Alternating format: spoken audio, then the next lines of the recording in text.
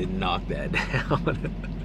It is knocked down though, isn't it? It's a big tree. Just me and the squirt today. We at Grandma's? You gonna see Grandma? Yes. This tree was knocked down in a storm a few days ago. It is massive. Luckily it didn't land on the house or hurt anybody or anybody's vehicle or anything, but so huge.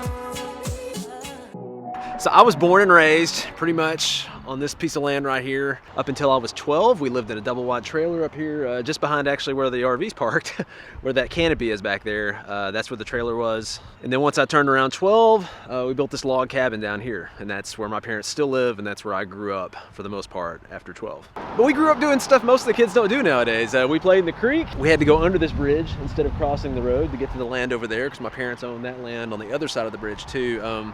A little bit less than 100 acres is what we grew up having around us. We mainly grew tobacco growing up. And I don't know if you know anything about growing tobacco, but like we looked forward to the days where we got to push mow the yard or weed eat the yard or even haul hay. We had hay as well. Tobacco was some seriously tough work. And my dad worked as hard. It was the kind of work where during tobacco season, when you had somebody new come in who had never worked in tobacco, I would say more than 75% of the time, they were not back after the first day.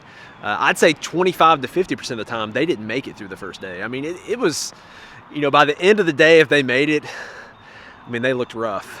You had to like acclimate yourself and build yourself up to work around tobacco. My parents still live here. And of course, they've taken away pretty much the tobacco in this area. But once a farmer, always a farmer. So my dad has transitioned over to produce. And so he has things like this that are high tunnels where he grows different kinds of produce, corn, tomatoes, all that kind of stuff. And they've still got several animals around. And Hensley loves coming over here. Hensley, what we got over here? The baby chickens? Are they so sweet? Oh, they're getting big, Hensley. I think some baby ones. They're friends. We grew up around all kinds of animals. We had cows at one point, sheep, pigs. As far as what they still have, they do have chickens, they have horses. That's the bulk of, other than dogs, that's the bulk of the animals they've got around. But that's a lot of animals for a kid, and Hensley absolutely loves it.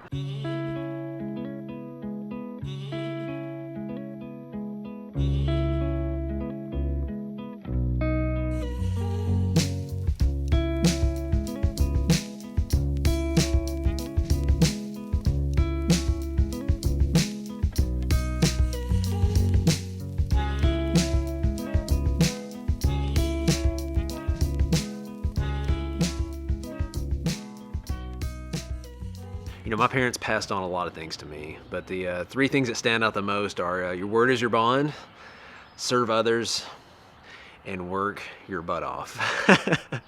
I don't physically work like they do on the farm now, but a lot of the work I do is mental, a lot of the work is on a keyboard, a lot of the work is with a camera. It's a different kind of work, but I work. I don't know any other way around it, and I'm so thankful they passed that on to me.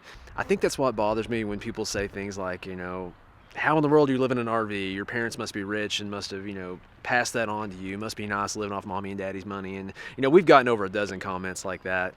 And, that hurts. I'm not saying what we do on YouTube and what we do with RVing is just because of us, because it's not. We've had so many people help us be where we are today.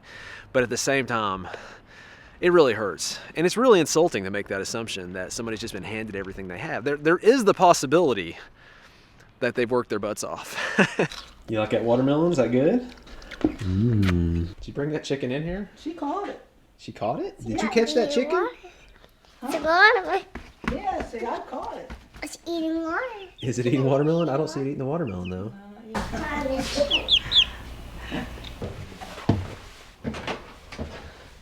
So this is me when I was just a little bit younger. You gotta love that corduroy shirt I've got going on. There's my brother, he's about 2 years younger than me. He's got the Christmas sweater thing going on. And then my sister's, we gave her a hard time about her teeth. Just doing our big brother duty of pushing her a little bit too hard in the swing, and she flew out face first and lost her 2 teeth. So, yeah, it happens.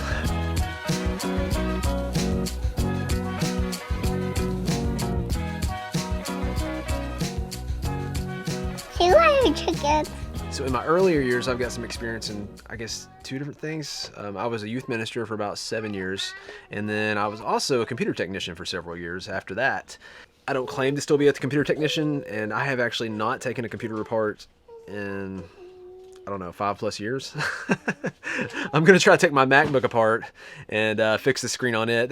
I guess that's part of what defines me, is I'm not afraid to take a chance. I'm not afraid to watch something, try to learn, and try to do it myself. And so this is what happened to my MacBook. It's kind of hard to tell, but you've actually got, like, here's the thin bezel over here, and then this is where the screen's actually cracked right here. It's slowly working its way across the screen. I could live with it like that, but I know from experience that crack, it already has. It's already starting to spread to the right. It's just going to continue to do that. So instead of sitting here and torturing myself by slowly watching it take over my screen, I'm just going to try to fix the thing. We'll give that a go.